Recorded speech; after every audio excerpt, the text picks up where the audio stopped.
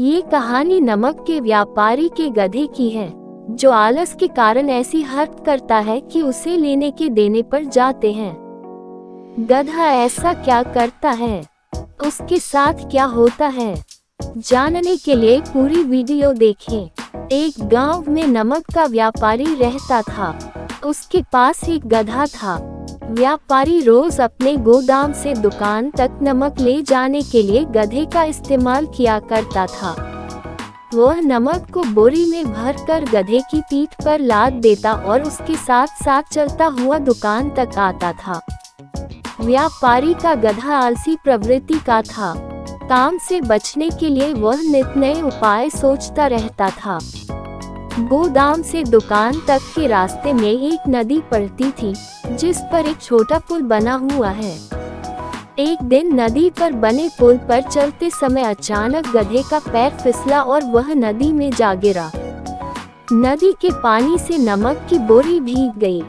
जब तक व्यापारी ने गधे को पानी से निकाला, तब तक बोरी में भरा बहुत सारा नमक घुल चुका था। गधा जब चलने लगा तो उसे बोरी का भार बहुत कम महसूस हुआ और वह खुश हो गया। उसने सोचा कि अपने ऊपर लदा बोझ हल्का करने का ये बहुत बढ़िया तरीका है। अगले दिन वह जानबूझकर नदी में गिर पड़ा। नमक पानी में घुल जाने से बोरी का वजन फिर कम हो गया। उसके बाद से वह हर रोज ऐसा ही करने लगा। रोज रोज गधे की ये हरकत देखकर व्यापारी उसकी चालाकी समझ गया। उसने गधे को सबक सिखाने का फैसला कर लिया और अगले दिन बोरी में नमक के स्थान पर रुई भरकर गधे की पीठ पर लाद दिया। रुई हल्की थी। इसके बाद भी आलसी गधे ने सोचा कि क्यों न रोज की तरह नदी के पानी में गिरकर इस वजन को और कम कर लिया जाए।